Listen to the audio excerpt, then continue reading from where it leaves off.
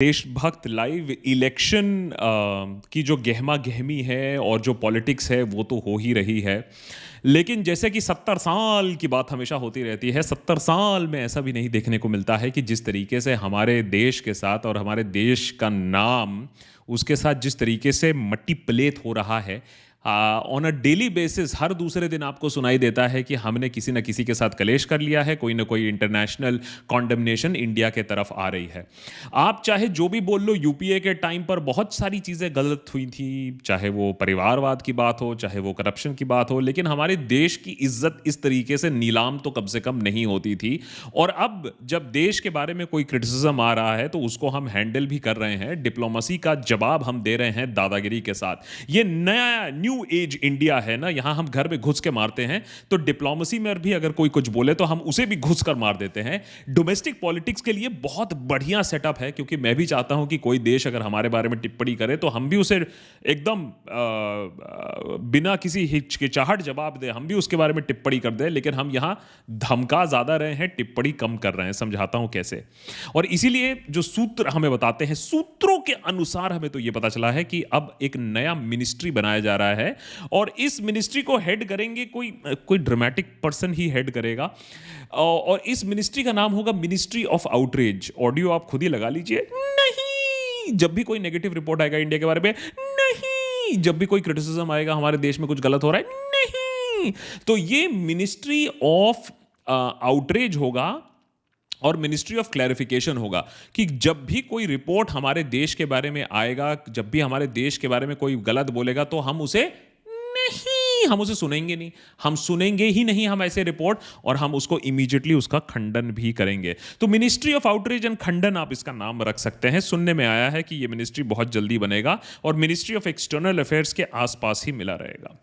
मैं ज्यादा हिस्ट्री में भी नहीं जाऊंगा, पिछले 2-3 दिनों की बात कर लेते हैं और आप हैरान हो जाएंगे कि पिछले 2-3 दिनों में हमारे देश की किस तरीके से माने फलूदा बन रहा है हमारे देश का रेपुटेशन के बारे में। और मेन स्ट्रीम मीडिया में आपको ये सारी खबरें मिलेंगी नहीं, क्योंकि वहां तो ये सारी खबरें गायब कर दी जाती हैं। लेकिन सबसे बड़ी जो बात हुई है ऑफ लेट और पिछले कुछ दिनों में, वो लेकर हुई है कि अरविंद केजरीवाल का अरेस्ट जिस तरीके से हुआ है, जिन कंडीशंस के साथ हुआ है, जिस समय पर हुआ है, जो टाइमिंग के साथ हुआ है, जो पॉलिटिकल इंटेंशन के साथ हुआ है, ये बहुत लोगों ने मिस नहीं किया है। इंडिया में मीडिया छोड़ दो, इंटरनेशनली इस चीज को लेकर काफी बातचीत हुई है, काफी, और ऐसा भी नहीं बोलूंगा कॉन्डमनेशन हुआ है, लेकिन एक कंसर्न जरूर रेज हुआ है। देखिए क्या हुआ। सबसे पहले तो अरविंद केजरीवाल के लिए एक फेयर एंड इम्पार्शियल ट्रायल हो। देखिए ऐसा नहीं है कि कोई कह रहा है कि अरविंद केजरीवाल इनोसेंट है, दूध से धुले हुए, कोई काम नहीं किया है, अपना पैलेशियल घर नहीं बनाया है, या लिकर स्कैम में कोई प्रोसीजरल लैप्सेस है कि नहीं। हमने भी एक लिकर स्कैम पर पूरा एपिसोड बना के रखा है, ढूंढ लीजिएगा देशभक्त एपिसोड में। लेकिन जर्मनी ने बस इतना कहा कि फेयर एंड इम्पार्शियल ट्रायल होना चाहिए, और उसके बाद हो गए हम पूरा आग बबूला। हमारी एक्सटर्नल अफेयर्स मिनिस्ट्री ने डिमार्श ऑर्डर कर दिया कि आपने अरविंद केजरीवाल के बारे में जो कमेंट्स दिए हैं उसको विड्रॉ करिए, यह हमारा इंटरनल मैटर है, आप इस पर क्यों चीजें बोल रहे हैं। और उसके बाद जर्मनी लाइन पर भी आ जाती है, ऐसी बात नहीं है। देखिए ये नई इंडिया की नई डिप्लोमेसी है, और जर्मनी आ जाती है बिल्कुल लाइन पर और बोलती है नहीं नहीं, हमें बहुत भरोसा है हमारे संविधान के ऊपर, कोर्ट्स के ऊपर, और हम तो बस यही कह रहे थे कि भाई हम तो कह रहे थे, देख लीजिए अब आपके ऊपर हमें पूरा भरोसा है। तो जर्मनी का मामला तो सुलझ गया। जैसे मालदीव्स और चाइना भी हम सुलटा ही देते हैं, जर्मनी का मामला सुलझ गया, तो हमने सोचा डिप्लोमेटिक विक्ट्री हो गई। लेकिन अनफॉर्चुनेटली और भी देश हैं। अब इसमें यह हो गया कि अमेरिका बोल पड़ा। तो जर्मनी के बाद हुआ क्या, अमेरिका बोलता है fair and transparent legal process होना चाहिए। अगेन ऐसा नहीं है कि कोई देश उठकर बोल रहा है या हम उठकर बोल रहे हैं कि अरविंद केजरीवाल बिल्कुल बेगुनाह है या उस पर कोई कोर्ट केस नहीं होना चाहिए। लेकिन जिस तरीके से टाइमिंग के साथ इलेक्शन से बिल्कुल ठीक पहले जो काम किया गया है, उसको लेकर ऑब्वियसली थोड़ा सा इंटरनेशनल कंसर्न है। फिर हमने क्या किया, अरे वही करते हैं हम, डिप्लोमेसी का आंसर दादागिरी से कहते हैं। हमने बोला बुलाओ, हाजिर किया जाए, ये जो यूएस एम्बेसी से उनको हाजिर किया जाए। ये सब आप क्यों बोल रहे हैं, हमारा इंटरनल मैटर है, इस पर मत बोलिए। वैसे यूएस की इंटरनल मैटर पे और जब हमारे सिटीजन्स की बात होती है या फिर वहां ब्लैक लाइव्स मैटर होता है, तब तो हम खैर बेटूक बोलते हैं, तब कोई टेंशन नहीं है, बट एनीवेज वहां हम नहीं बोलेंगे। अब हुआ ये कि यहां पासा उल्टा पड़ गया। यहां यूएस बोला है हमारे लोगों को बुला के तुम हड़काओगे? तो वो डबल डाउन कर गया, बोला कि भैया देखो, अरविंद केजरीवाल के रिमार्क्स हम वापस नहीं लेंगे और मेरे ख्याल से ऐसी कोई बात नहीं है कि इसमें कोई ऑब्जेक्शन की बात हो। हमने तो सिर्फ कहा था fair and transparent legal process. अभी मैं उस पर आता हूं कि किस तरीके से फेयर और किस तरीके से ट्रांसपेरेंट है या नहीं है और उसको लेकर इतना कंसर्न क्यों है। लेकिन यूएसए पीछे ना हटा, यूएसए तो डबल डाउन कर गया, यहां तो पासा थोड़ा सा उल्टा पड़ने लगा। अब देखिए, प्रॉब्लम यह है कि यूएसए कनाडा तो है नहीं कि जिसको आप दो झापड़ मार के बैठा दो या बोलो कि हम वीज़ा प्रोसेसिंग बंद कर देंगे। यूएसए ने ऑलरेडी इंडिया को नोटिस पर डाल रखा है और याद रखिए, यूएसए ने फिर एडमिट किया फाइनली, यहां डिनाई नहीं किया, बोला हमारा एक रोग ऑपरेटिव है। हमारी गलती नहीं है, रोग ऑपरेटिव है। जैसा आपने वॉर पठान टाइप में देखा था ना, जॉन इब्राहिम टाइप, एक रोग ऑपरेटिव है जिससे पन्नू की मौत का जिम्मेदार है। ये हमारे कॉन्स्टिट्यूशन, हमारे लॉ एंड ऑर्डर मशीनरी से अलग काम कर रहा था और ये जाकर सिख सेपरेटिस्ट्स को कनाडा और यूएसए में और यूएस एक सिटीजन को मारने की प्लानिंग चल रही थी। तो ये एक जो प्लॉट है वो थोड़ा सा बैकफायर तो कर गया। और प्रॉब्लम यही है कि आप हर बार किसी को धमका के चुप नहीं कर सकते हो। या तो आप धमकाने वाली एक मिनिस्ट्री बना दो, ministry of outreach and clarification, कि हर बार कोई रिपोर्ट आएगा, हर बार कोई नोटिस आएगा, हर बार कोई आर्टिकल आएगा तो आप उस पर आउटरीच करोगे। या तो फिर आप अपना ऐसा एक्ट बना लो कि लोग आप ही की बात माने। लेकिन इस तरीके से बचकानी हरकत से आउटरीच करके, गुस्सा होके, आंख बबूला होकर, हाँ, जो ट्रोल जैसी हरकतें जो करते हैं वो शायद हमें नहीं करना चाहिए। अब देखिए, हुआ ये कि सिर्फ अगर ये दो चार चीजें होती तो कोई प्रॉब्लम नहीं होता। चीजें बढ़ी जा रही हैं, बढ़ी जा रही हैं।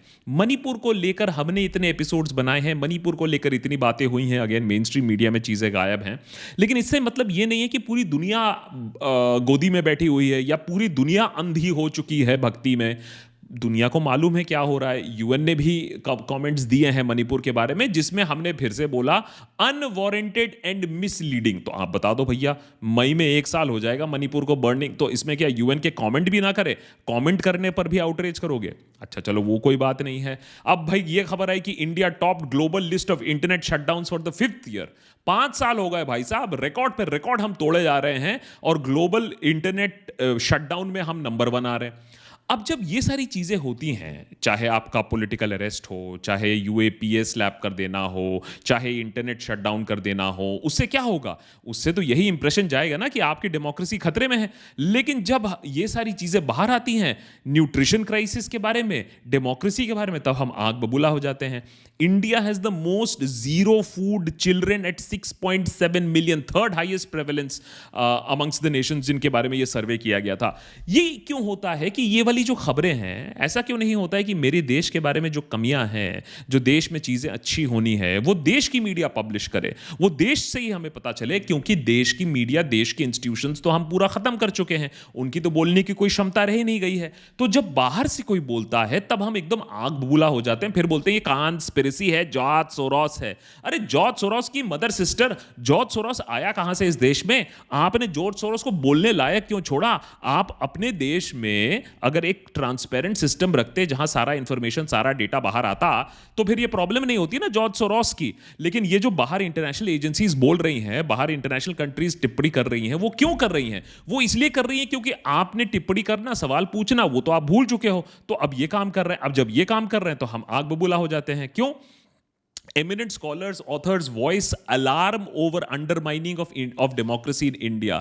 माने 100 लोग अब लेटर साइन कर रहे हैं, हमारी डेमोक्रेसी के बारे में सवाल उठाया जा रहा है। एक तरफ हम बोलते हैं हम मदर ऑफ डेमोक्रेसी है, दूसरे तरफ ये लोग ऐसी चीजें लिख रहे हैं हमारे देश के बारे में। क्या आपको इंसल्ट नहीं लगता है जब reporter Sans Frontieres, human right lawyers, अभी की खबर है, देख लीजिए, पब्लिश 7 आवर्स अगो, आज ही का स्क्रोल का रिपोर्ट है कि दिल्ली पुलिस ऑफिसर्स के खिलाफ सैंक्शन किया जाए।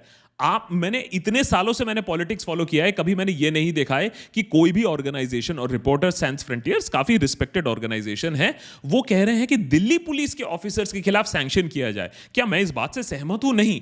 लेकिन क्या ये चीजें बोली जा रही हैं, ये चीजें डिस्कस की जा रही हैं इंटरनेशनल कम्युनिटी में? ऐसा बोला जा रहा है हमारे देश के बारे में? बिल्कुल हां। और जब ये चीजें बोली जाती हैं तो काफी दुख लगता है, लेकिन जब एक्शन ही ऐसी होती है कि 80-80 जर्नलिस्ट को आप नोटिस इशू कर रहे हो, 80 जर्नलिस्ट के जाकर जबरदस्ती उनको बुलाकर उनको डराने धमकाने के लिए, एक चिल फैक्टर डालने के लिए, अगर कोई प्रॉब्लम है भी न्यूज क्लिक में तो आपने तो उसके फाउंडर और जो मेन मैनेजर से उनको अरेस्ट कर लिया है, तो जो रिपोर्टर है, जो कंट्रीब्यूटिंग रिपोर्टर है, उसको समन करने की क्या जरूरत है? वो तो एक आर्टिकल लिख रहा है जिसके लिए उसको अपने 1500-2000 रुपए मिल रहे हैं, लेकिन आपको एक मैसेज देना है, और जब ये मैसेजिंग देते हो तो लोगों को ये साफ दिखता है। ऐसे काम जब हम करते हैं उसी से होता है अलग, जो दूसरा प्रॉब्लम होता है कि हमें इलेक्टोरल ऑटोक्रेसी का नाम मिल जाता है, डाउनग्रेडिंग ऑफ इंडियन डेमोक्रेसी के बारे में बात शुरू हो जाती है। ये क्यों होता है? क्योंकि हमने भी तो ऐसा काम किया है। या तो एक बात बताइए कि सबको ऐसा मजा आ रहा है, हमसे इतनी ईर्ष्या खा के बैठी हुई है दुनिया के पास और काम नहीं है, हमारी डेमोक्रेसी को डाउनग्रेड किया जा रहा है, या फिर हमने ही ऐसा काम किया है। वीडेम की रिपोर्ट बताती है वन ऑफ द वर्स्ट ऑटोक्राइजर्स। अभी हम ऑटोक्रेसी की तरफ जा रहे हैं, ऑटोक्रेटिक सिस्टम्स बना रहे हैं, और ये चीजें लिखी जा रही हैं हमारे देश के बारे में। अच्छा किसी को नहीं लगेगा, लेकिन ये चीजें हो रही हैं। और उसका आंसर क्या है? उसका आंसर यह है कि सरकार अब बोल रही है, देखिए हम तो अपनी डेमोक्रेसी इंडेक्स प्लान करेंगे। आप सॉल्यूशन देखिए, सॉल्यूशन ये है कि हाँ ये सारी चीजें हो रही हैं, अब तो हम इनको कंट्रोल करने की भी कोशिश की गई थी, वीडेम को भी कंट्रोल करने की कोशिश की गई थी, उनके साथ भी बैठ के उनको समझाने की कोशिश की गई थी, जैसा कि यहाँ अक्सर होता है, हमारे जैसे लोगों को समझाया जाता है। वो नहीं हुआ तो कहा कि हम अपनी रेटिंग बनाएंगे। प्रॉब्लम यह है कि अपनी डेमोक्रेसी रेटिंग में लगाओगे क्या? कि प्रेस कितनी अच्छी तरीके से चाटती है, या लोग कितने अच्छे तरीके से थाली या ताली बजाते हैं, किस रेट पर आप आंकोगे? अरे डेमोक्रेसी का मतलब होता है कि सरकार को कटघरे में खड़ा किया जा सकता है, सरकार से सवाल पूछ लिया जा सकता है बिना संकोच के, बिना डर के। यहां थर-थर मारे सब कांपते हैं, हम भी कांपते हैं जब एक एपिसोड करते हैं, और आप बोल रहे हो कि आप अपनी रेटिंग ले आओगे। तो कहीं ना कहीं एक सीरियस प्रॉब्लम है, कहीं ना कहीं हमारे देश का मजाक उड़ रहा है, कहीं ना कहीं ये जो विश्व गुरु बनने की चाह में हम जो बन गए हैं वो है विश्व गुरु ऑफ ऑटोक्रेसीज। इलेक्टेड ऑटोक्रेसी के अगर हम विश्व गुरु बन गए हैं तो हो सकता है, लेकिन डेमोक्रेसी के विश्व गुरु नहीं बन रहे हैं। या तो एक काम करो, सीधे सीधे बोल दो कि हाँ भैया जो उखाड़ना है उखाड़ लो, आएगा तो जो आएगा, जो हम बोलेंगे। क्योंकि ये नहीं हो सकता है कि एक तरफ आप ऑटोक्रेसी भी हो, एक तरफ आप लोगों को दबा रहे हो, इंस्टीट्यूशन को दबा रहे हो, लोगों को जेल में डाल रहे हो और उनका ट्रायल नहीं होने दे रहे हो, और दूसरी तरफ अगर ये कोई पॉइंट आउट करे तो त्राही त्राही हाय हाय हाय हाय हाय बोल कैसे दिया। अगर नहीं बुलवाना है लोगों से, अगर लोगों को चाहते हो कि लोग सराहना करे, प्रशंसा करे, तो फिर एक डेमोक्रेसी की तरह बिहेव करो। ये थोड़ी ना हो सकता है कि ऑटोक्रेसी की तरह बिहेव भी करोगे और उसके बाद हाय छुई मुई हो जाओगे, अरे मेरे खिलाफ ऐसे कैसे बोल दिया। अरविंद केजरीवाल का ही केस ले लेते हैं। लिकर स्कैम के बारे में हमने भी एपिसोड बनाया। लिकर स्कैम में कुछ प्रोसीजरल लैप्सेस बिल्कुल हुई थी, उस प्रोसेस को और अच्छी तरीके से करने की बिल्कुल दरकार थी। लेकिन पॉइंट ये है कि किस प्रोसेस से और क्यों आपने किसी को अरेस्ट किया है, और क्यों हमारे देश के सिस्टम के बारे में सवाल जवाब उठ रहे हैं। अरविंद केजरीवाल ने अपने डिफेंस में क्या कहा है, और इसको अभी काउंटर करने के लिए अभी सीबीआई, ईडी को और स्टेटमेंट्स देने होंगे। लेकिन सिस्टम ये हो रहा है कि एक बंदे को आपने प्रेशराइज किया, उसने नाम ले लिया किसी का, और बस नाम लेने पर आपने किसी के अगेंस्ट कार्रवाई कर दी। तो अरविंद केजरीवाल कोर्ट में जाकर बोल रहे हैं कि मैं अगर बोल दूं कि नरेंद्र मोदी ने पैसे लिए तो क्या आप उन्हें अरेस्ट कर लोगे? अरेस्ट करना भी नहीं चाहिए, क्योंकि ये तो किसी के स्टेटमेंट पर बेस सिर्फ लॉ सिस्टम तो नहीं हो सकता है, और वो भी इंडेफिनिट प्रिजन तो हो नहीं सकता है। इस तरीके से तो अराजकता फैल जाएगी। लेकिन हुआ यही है कि लिकर स्कैम में ना वो 100 करोड़ रुपए मिले हैं एलिजेड किकबैक्स या साउथ ग्रुप के बारे में। बस ये बात है कि इसने ऐसा बोला, इसने बोला कि ये पेपर्स इनके घर पे दिखे, इसने बोला कि ये अरविंद केजरीवाल से मिलने आए, और जो रेड्डी का जो सवाल है, जो 55 करोड़ शरत रेड्डी ने जो 55 करोड़ रुपए दिए इलेक्टोरल बॉन्ड से, वो तो साफ दिखता है कि औरबिंदो फार्मा के जो करता धरता हैं और वो किस तरीके से अरेस्ट हुए, अरेस्ट होने के बाद छूट गए, छूटने के बाद पहले 5 फिर और टोटल 55 करोड़ इलेक्टोरल बॉन्ड दिए। तो ये हो क्या रहा है, कौन छूट रहा है, कौन किससे क्या बुलवाया जा रहा है, ये बड़ा एक मर्की अफेयर है। अगर कोई गलत है तो पनिश करो। प्रॉब्लम यह है कि 1 साल से आप सिसोदिया को जेल में बैठाए हो, तो वो सिस्टम आगे क्यों नहीं बढ़ा? और मैं हमेशा एक बार कहता हूं कि अगर कोई गिल्टी है तो उसे फटाफट पनिश करो, उसे फास्ट ट्रैक कोर्ट में पनिश करो, एकदम सॉलिड केस बनाओ। लेकिन आपकी मंशा वो नहीं है, शायद आपकी मंशा है कि इलेक्शन होने तक तो कम से कम किसी को जेल के अंदर रखो और उसके बाद आप उसे बेल में, हाँ ठीक है चलो अब हम कंटेस्ट नहीं करते, हम उसे बेल दे देंगे। सिद्दीकी कप्पन के साथ ऐसा ही हुआ, आज तक हमें मालूम नहीं चला कि वो पत्रकार 3-4 साल तक जेल में क्यों था। उमर खालिद की हियरिंग आती है, फिर हियरिंग गायब हो जाती है। अब तो ऐसी सिचुएशन हो गई है कि चाहे वो उमर खालिद हो या फिर वो अरविंद केजरीवाल हो, अगर एक बेंच में सुप्रीम कोर्ट में केस जाता है तो वो खुद ही विड्रॉ कर लेते हैं, क्योंकि उनको अपेक्षा ही नहीं है कि उनके फेवर में कोई जजमेंट जाएगा। तो ये हमारे लीगल सिस्टम के ऊपर एक सवाल जरूर खड़ा करती है। और दूसरा मैं कहूंगा कि जब सुप्रीम कोर्ट को भी टाइम मिले तो देखे, सिस्टम को टाइम मिले तो देखे, ऐसी ऐसी मोटी मोटी किताबें लिखा जा रहा है। मोटी किताब अल्पा शाह की द इनकासरेशंस, भीमा कोरेगांव के केस के बारे में है, Bhima Koregaon and the search for democracy in India. इतनी मोटी मोटी किताबें लिखी जा रही हैं कि देश में डेमोक्रेसी कहां है। और अगर आप भीमा कोरेगांव केस के बारे में नहीं जानते हो तो जाकर पढ़ लीजिएगा, भीमा कोरेगांव देशभक्त टाइप करिएगा, आपको पूरा एपिसोड मिल जाएगा। अगर भीमा कोरेगांव में 16 लोग अपराधी थे तो कितने साल लगेंगे उनको अब उनका अपराध साबित करने के लिए? 5 साल से अभी भी भीमा कोरेगांव के अपराधी, उनमें से कई अभी भी जेल हैं, कुछ को बेल मिल गया है। एक फादर स्टैन स्वामी वो जेल में ही मारे गए, ये होप करते कि भैया कोई तो इंसाफ मिलेगा, एक सिपर स्ट्रॉ के लिए भी अर्जी डालते रहे। जब ये चीजें होती हैं ना, ये दुनिया को दिखती हैं, ये किताब दुनिया भर में लोग पढ़ रहे हैं, तो इससे हमारी डेमोक्रेसी पर ही सवाल उठता है, हमारे देश पर सवाल उठता है। मैं बिल्कुल कहूंगा कि जो भी गिल्टी है, और पॉलिटिशियंस तो देशभक्त में हम सभी मानते हैं कि भैया सबके शेड्स ऑफ ग्रे हैं, कोई कम गिल्टी, कोई ज्यादा गिल्टी, कोई कम पैसा, कोई ज्यादा पैसा, कोई कम करप्ट, कोई ज्यादा करप्ट, कोई कम लेजी, कोई ज्यादा लेजी।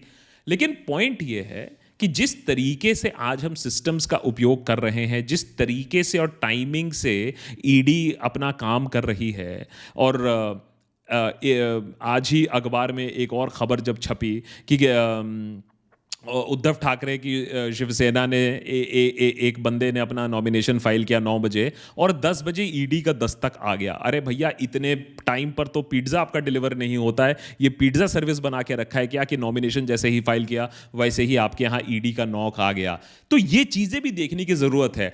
मैं बार बार बोलता हूँ देशभक्त पे, सवाल ये नहीं है कि आएगा कौन, सवाल यह है कि रहेगा डेमोक्रेसी या नहीं, और सवाल है कि हमारे देश की रेपुटेशन रहेगी या नहीं। क्योंकि जिस तरीके से हमारे देश का नाम तार तार हो रहा है, हाँ ठीक है अभी भी बहुत सारे बड़े देश हैं जिनको हमारी मार्केट की दरकार है, जिन्हें अपनी लग्जरी गाड़ियां बेचनी है, मर्सिडीज बेचनी है जर्मनी से, और ऑडी बेचनी है, तो वो ठीक है। लेकिन द पॉइंट इज कि कहीं ना कहीं ये ब्रेकिंग पॉइंट ना आ जाए। जैसे यूएसए अब कह रही है कि बेटा बहुत हो गया, अब हम डबल डाउन कर रहे हैं, हाँ भाई हम इस बारे में बोल रहे हैं, आप भी बोलो, आप भी टिप्पणी करो यूएसए के बारे में। अगर आप में ऐट है, अगर आप सच्ची में विश्व गुरु हो तो आप भी टिप्पणी करो। लेकिन इस तरीके से हड़बड़ा के आप लोगों को समन कर रहे हो, यह हमारे देश में कभी नहीं हुआ है, यह हमारी देश की हिस्ट्री नहीं है, यह हमारी देश की गरिमा को सूट नहीं करता है कि हम बच्चों की तरह एक टेंट्रम थ्रो करें और बोले मम्मी मम्मी मम्मी उसने मेरे खिलाफ ऐसा कहा। यह देश की गरिमा के खिलाफ जाता है। और हम कितने मुंह बंद कराएंगे? देश में तो आप मुंह बंद करा लोगे, प्रेस का मुंह बंद कराया, टेलीविजन का मुंह बंद कराया, अब यूट्यूब की बारी है, वो भी नए डिजिटल रेगुलेशन बिल जैसे ही इन्फोर्स हो जाएगा हमारा भी मुंह बंद हो जाएगा। लेकिन जब तक मुंह बंद नहीं होता है तब तक हम बोलते रहेंगे, लोगों को जागरूक करते रहेंगे और उन्हें यह समझाते रहेंगे कि हमारे देश के साथ देखो क्या खिलवाड़ हो रहा है। इस एपिसोड को कम से कम उन लोगों के साथ शेयर करिए जो बोलते हैं कि देश की जो लीगल सिस्टम है वो एकदम टिच काम कर रही है, सबको जस्टिस मिल रहा है और हम सच्ची में विश्व गुरु बने पड़े हुए हैं। बात करिए उन लोगों से जो बाहर जाते हैं, बाहर ट्रैवल करते हैं, उनसे पूछिए कि हमारे देश की हालत क्या है, हमारे देश के पासपोर्ट की हालत क्या है, हमारे देश के लोग अभी भी वीजा के लाइन में इतने लंबे लंबे लाइन में क्यों खड़े रहते हैं, हमारे देश के लोगों को वीजा क्यों इतनी जल्दी से और इतनी फ्रीक्वेंटली डिनाई करते हैं। असली पावर, असली विश्वगुरु तब आएगा जब यूएस एम्बेसी के सामने जो मेला लगता है हर दिन वीजा के लिए, वो कम होगा या वो बंद होगा। तब समझ में आएगा कि विश्वगुरु कौन है। या फिर जब हम टिप्पणी करेंगे यूएस के बारे में और पूरी दुनिया हमारी बात सुनेगी, तब मजा आएगा। लेकिन इस तरीके से तिलबिलाना, जब हमारे डेमोक्रेसी की गंदी सच्चाई कोई सामने लाए, ये किसी को शोभा नहीं देता है। पुतिन जाकर चिल्लाता नहीं है कि तुमने मुझे कैसे कह दिया कि मैं डिक्टेटर हूं। वो तो चौड़ से डिक्टेटर बना पड़ा हुआ है, इलेक्शन होता है। किम जोंग उंग ये थोड़ी ना कहेगा कि तुमने मुझे डिक्टेटर कैसे कह दिया। नाम का तो फिर नॉर्थ कोरिया भी डेमोक्रेसी है। तो ये चीजें थोड़ा सा देखिए, थोड़ा सा समझिए और देखिए कि देश कहां जा रहा है। आएगा जो, उसको आने दो, लेकिन रहेगा डेमोक्रेसी या नहीं, ये जरा सोच लीजिए।